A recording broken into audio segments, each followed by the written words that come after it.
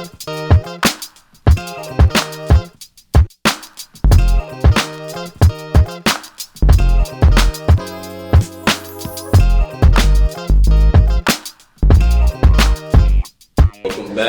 back. Episode 16 of the Four Quarters Podcast. Thanks for rocking with us. As you see, we got two very special guests here today, Jason Crowe Jr. and Sr., coach and player. So it's a real privilege, and we're happy to have these two guests with us here today.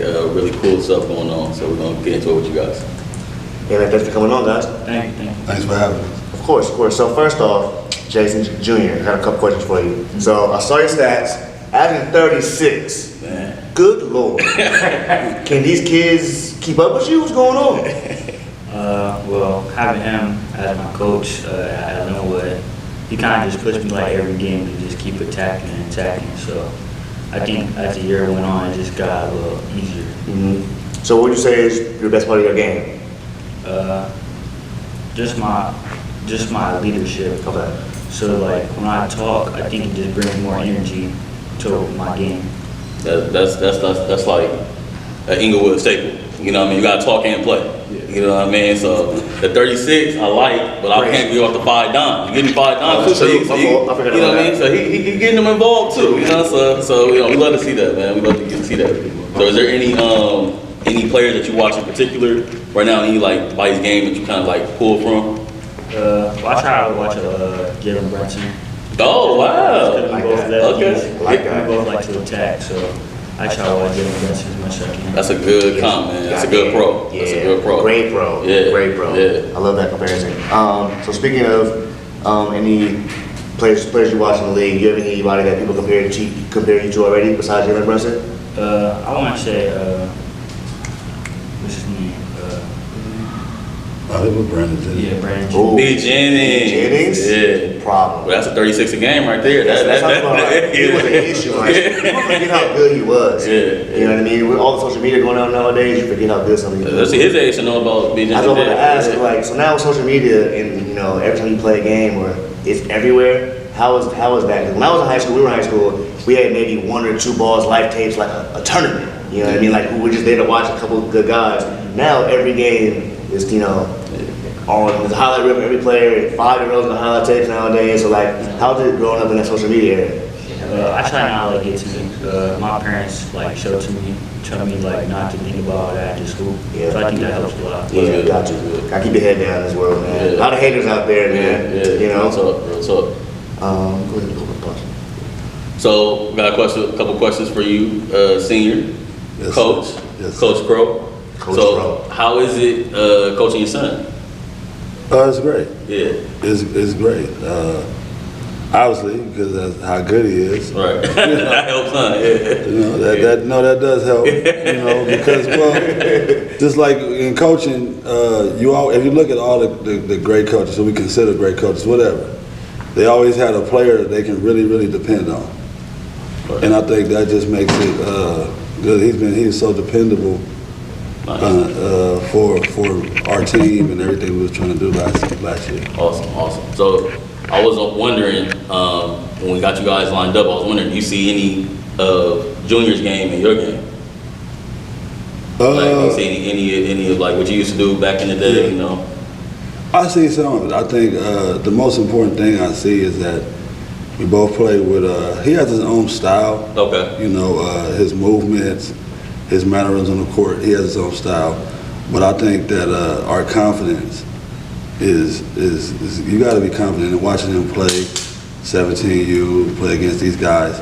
He's not backing down. He's not lacking confidence. So I think that's probably what we have in common. It starts there. I mean, if you don't believe in yourself, no one will.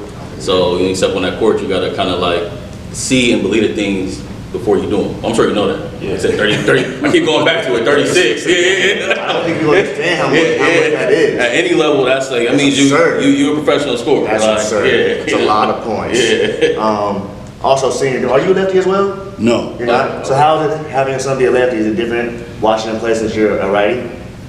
It is, you know, and me seeing that he was a lefty at an early age, that I focused on a lot with him with his right.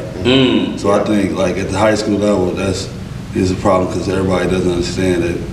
I mean, people watching him now kind of, in his latest highlights, there's a lot of right-hand finishes, but yeah, he can go right. That's at a very high level. So that was what we focused on early. That's a crazy point because I picked up on that. Like you look like a right-hand player on tape, so it looks like very conventional, but you're a lefty, so that's hard to deal with, you know. Like so that's key. It's key. Jason Jr., what would you say is your favorite tournament you had this year so far? You have a favorite tournament or game? I say Peace Jam. Peace Jam. Nothing like Peace Jam. Yeah. I think Peace Jam was like, that's like my best tournament I had all AAU, like my whole AAU career. What AAU team you play for? I played with Y916s. Okay. Russ.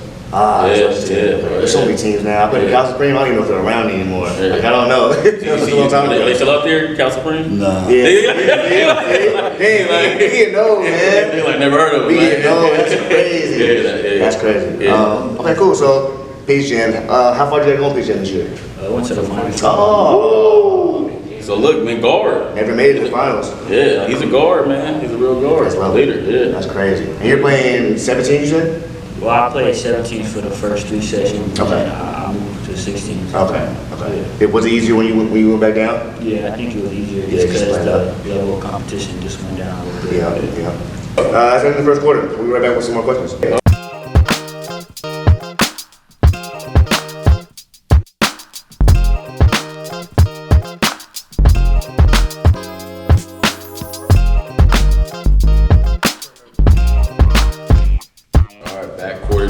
Quarter two. Our guest was Jason Crowe Sr. and Jr.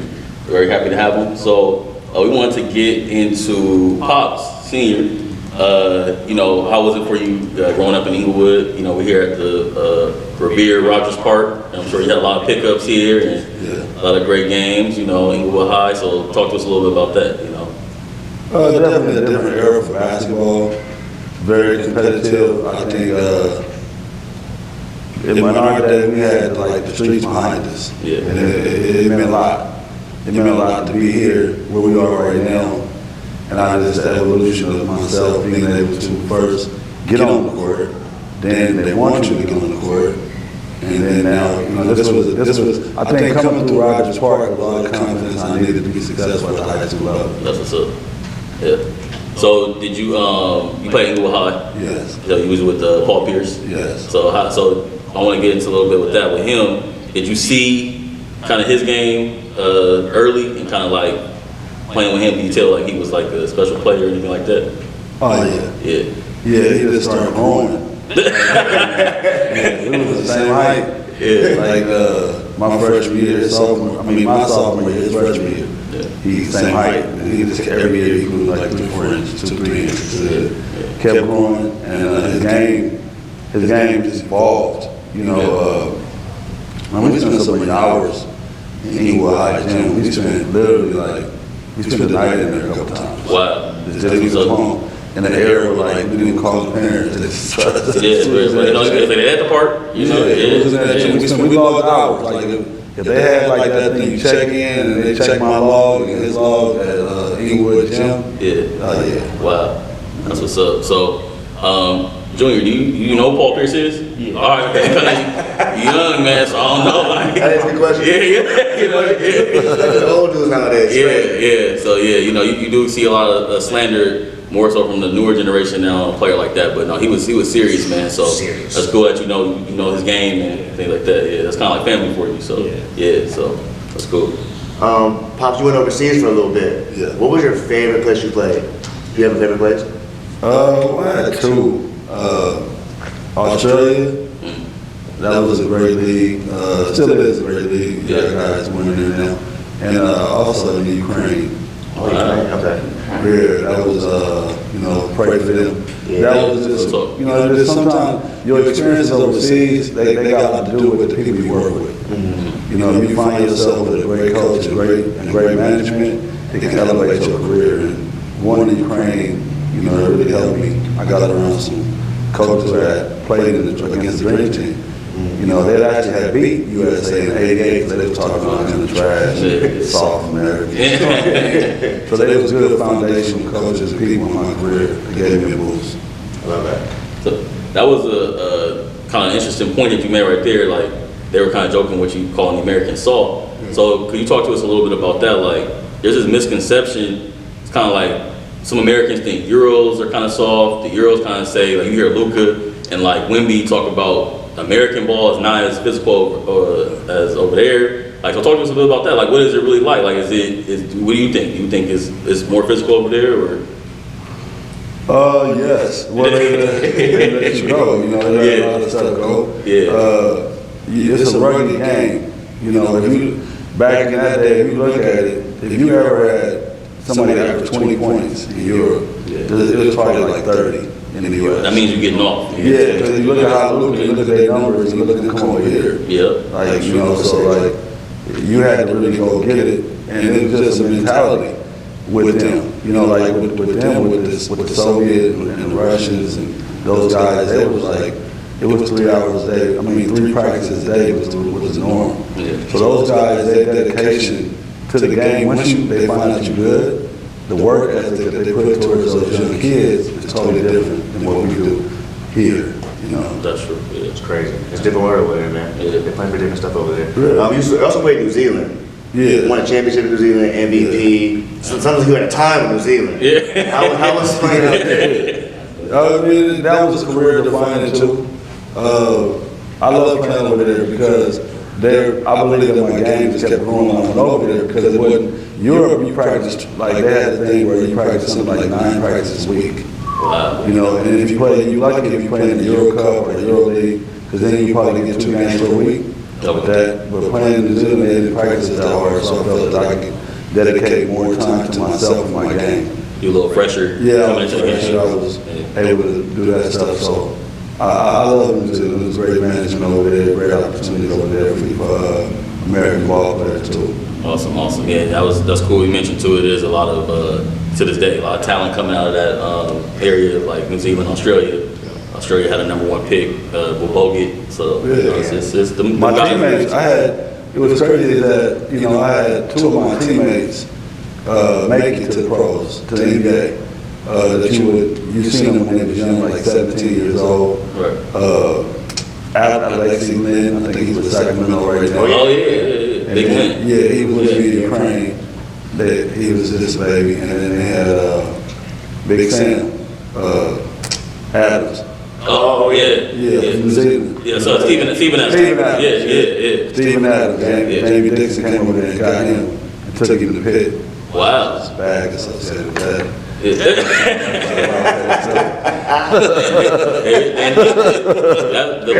The Lynn is crazy because they really should have played him more in that Warrior series. Yeah. I thought they really he really shined because the Warriors played a lot of small ball. So They went away from him last game 7. Yeah, because Bonus wasn't really getting maybe 5 minutes, but That kid couldn't even speak English. Alex Lynn. No, I hadn't seen him, so I played with him in 2010. Okay. So I hadn't seen him until this year. I saw him at Chimezi Metsu. They retired his jersey, and he was there to support him at Lawndale High School. That's what's up. And as soon as we saw each other, it was like a chemistry. Yeah. Because I spent a lot of time trying to help young players, so that's why I became a coach. Awesome. I would try to find young players who wanted to do that extra work and who wanted to get better. And he was a guard. He wasn't guard. No, I'm saying you were. Yeah, you were a guard. So Alex Lynn, if you catch this episode, we got your point guard, man, right here. You know what I mean? Come on down. I know that was a good like 10 to 12 a game for you, like you know what I mean? Probably. Yeah. He's like 10 to 12. Yeah. That's crazy. Yeah, 1.5 guys. All right, back in a second. All right.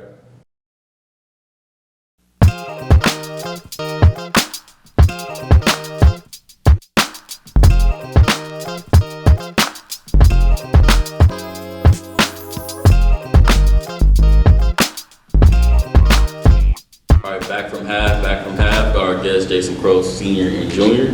Man, guys been rocking out, putting together himself a nice career here. So I wanted to get into some more like home life, like fun stuff for you off the court. You know what I mean? I know it's not all basketball 24/7, and we try to make it as much as we can be. But do you game or anything like that? You gaming? I try not to game. Oh man, this guy! Hey, I'm surprised. this guy going to the hall.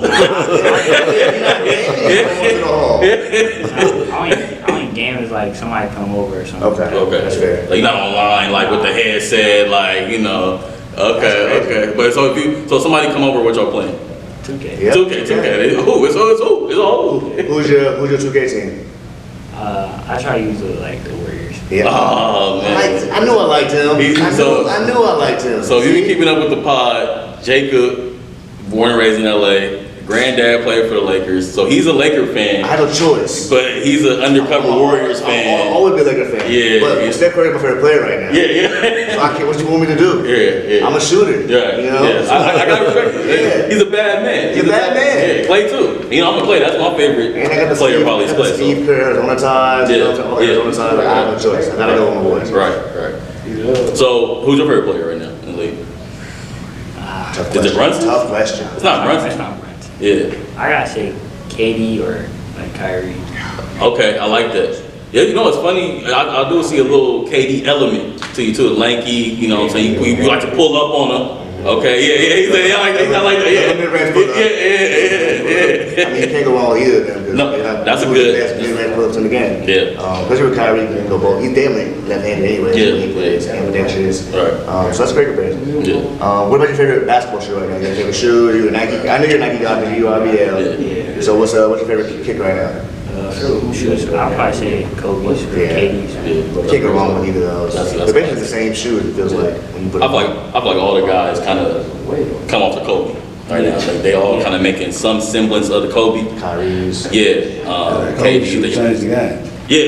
You know the Giannis. Change the shoe game. Yeah. So they're talking about bringing those back. Yeah. Later this year. Hopefully they do. Every time they say that, I don't know exactly what that means.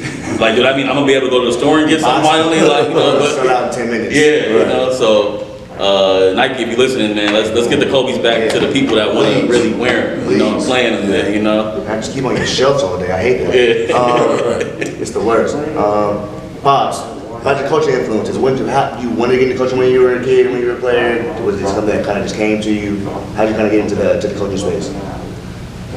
You know, I got into the coaching space. This is you probably for you too. I grew up in Coach Hazard's house like every day. Wow. Yeah, I grew up over That's there. crazy. This Doc Hazard taught me how to shoot the left hand layup in the back. Word? Yeah. Wow. See, I didn't know this. Yeah. This I is was breaking messing with- news. Me and Rashid was LACS, so we would go to his house every day after school, and I would go and go to my house. So just being around that, you know, Rashid was the first guy that I knew as a ball player that was like mature leader at a young age. So I got a lot from him, and it was great to have him coach. But for me, I started training guys. I started doing the training when I stopped playing. But you know, I didn't really like training guys like that who didn't have great desire.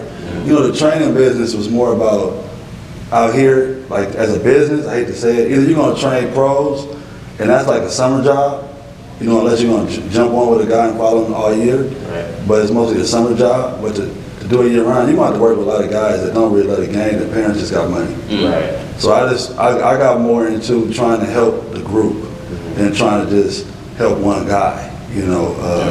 So I kind of got into it like that, just kind of getting into the training and saying, nah, I want to help influence a group and how they play. I love that. That's great. How was your guys' season this past year?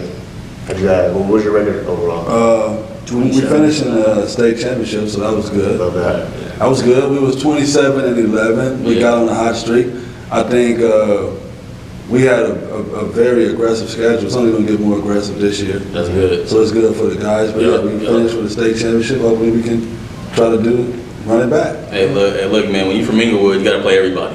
You know, man, we don't dug no smoke. That's right. Ain't that right, Jay Crowe? Ain't that right? We don't run with nobody, man. Who wanna play? You know?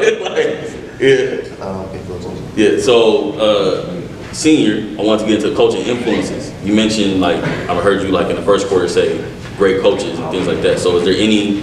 I don't want to get into any strategic stuff that you do as a coach, but any coaches that you watch from the league or anything like that. That you kind of like their style, you like their sets, their how they kind of run offense, defense, things like that. Well, you know what's crazy is that it's mostly come from Europe. Wow. Playing in Europe, if you look today, we play like they play today in the NBA like they played in Europe 20 years ago. The style, 5 out, High pick and roll. high pick and rolls. That's the way I played my whole life. So, and what's crazy, I'll say this, I never really talk about this, is that I make up all my own plays out my brain. I don't watch YouTube and get plays. Look, yeah, I mean, come on, man. Because I tailor the plays to the talent I have and what I want to accomplish. It's kind of like a craft of creativity, you know, for me. I try to figure out what I want to do and what I want to accomplish. I mean, I pull out of bounds plays, you know, because I think, but about 90% of the plays and actions that we run either come from some adaptation I got overseas, or it comes from me watching and seeing the player, you know, and having like coaching my son is crazy because you got to switch it up every game. Nobody's playing us traditional basketball. Yeah, right. Yeah. So that's not going to happen. That's dope. I like how you said that you have to kind of tailor to your talent. I think that's what misses with a lot of great coaches, because you can't come in and say, you know, we're going to play like the Warriors, but you got Joel Embiid and, you know, Right. Boogie as your 4 and your 5, you know, so, or Ben Simmons as your point. So you got to, that's a sign of a great coach. So that's dope to hear. Like, that shows a lot. Very often. Yeah, you don't. Yeah. Play my way.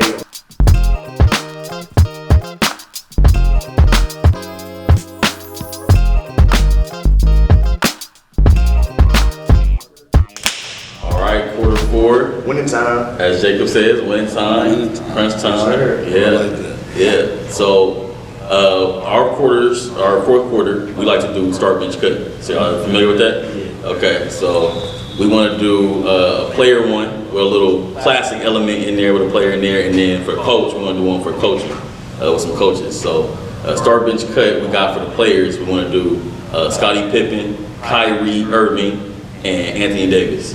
What do you think? What you got for me on that? It's tough. I'm cutting 80. Oh, The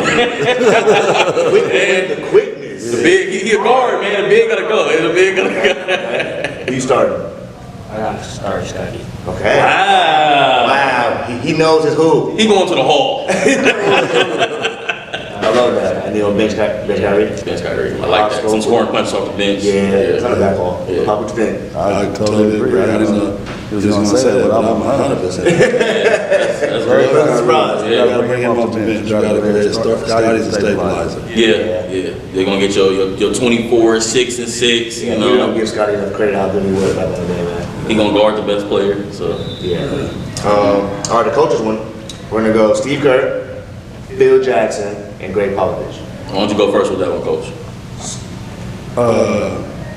Ooh, that's a tough one when you're going to cut. Yeah. But you know what? I'm going to actually cut the Zen Master. Wow. Me Phil. personally, Phil. yeah, just because he's just for me, because a triangle offense takes away the creativity of a point guard. You haven't seen a great point guard playing that system. True. That's true. So I'm going to have to tell the front office. Yeah. Me. Yeah, right. I like that. You got to get rid of Phil. So I'm going to go ahead and I'm going to bench Pop just because I believe that he passed all his knowledge to Steve as much as he can. And Steve is a transcendent coach in terms of he ushers in a new era of communication, of understanding. So I'm going to go with the start, Steve Kerr. I like that. Good, a little modern take on it. You know, I think Junior here, he'll look real good in that offense. So yeah, that'll be good. All right, what you think? Do you know those? Wait, you know who Greg Popovich is? Do you know who Phil Jackson is? When he said the Zen Master, you know. Okay, all right. What you think? What you think about those coaches right here? Well, I agree with the start, but I have to flip the cut in the bench. You bringing Phil off the bench. Bring Phil off? I think I'm with you there. I need Phil around, man, because you know So they get that triangle system, they get that triangle and no driving lanes. Right. I had no choice. My uncle told me to try when I was a kid. Yeah. Because of Phil. So Right. I'll go with Phil on that one. But I do agree with him though. Yeah. They've been a great point guard in that system. No, they know. A big wing and a good center. Yeah, I think Phil is like kind of against even like paying point guards. Like he don't even really want no guards. Or if you are, you got like a big like versatile type of night, like a point forward or something, you know. So you see like Lamar Odom played in that system, Scotty, you know. I got one more for you. Where do you go? D-Book, Jason Tatum, Luka Doncic. Okay. It's tough. The up and comers. Yeah. Well, D-Book's been in the league forever, it feels like. But The next face Yeah. of the league, You gotta start Luka, because Luka is different. yeah. That's a good start though. Somebody give you 30 and when they putting up your numbers, you gotta start them. Huh? And like you got, I think Tatum, you got bench Tatum just because he do everything D-Book can, just taller. Yeah, that's okay. I like that simple skill set. Yeah. All right. And cut D-Book. Yeah. D-Book's still tough. It's tough, yeah, he's tough. It's one of those, you can't really go wrong, Right. but someone's gonna be upset, so you know what I mean? You gotta pick somebody. Right. Pop, what you thinking? I like that. I like that. Yeah, I like that. Like, yeah, go same one? They're in sync today. They're in sync today, I love it. Yeah, all right, y'all. We're gonna call it there. I wanna thank you guys so much for coming on the pod, man. Appreciate y'all, man. Sir. Wish you the best of luck this upcoming season and summer. Of course, man. It's Cool, little connection. and stuff. I always find out people at my grandma's house just sitting there playing basketball. It's crazy. My grandma's house is like the mecca of LA basketball. That's dope. That's dope. 40 going over there to school. Yeah, man, that's crazy. I love to see it. Well, man, that's it for us. If you're on YouTube, please subscribe. We're trying to get to 100 subscribers. We're almost there. I think we're at 70 now. Yes, So sir. we're on our way. We're climbing now. So we're getting there. Yeah. We're slowly moving. Yeah. But yeah, man, please, if you're on Apple, Spotify, give us a 5 stars. All that good Reporters stuff. Podcast. Reporters Podcast, man. It's been a pleasure. We're out of here. All right. Peace.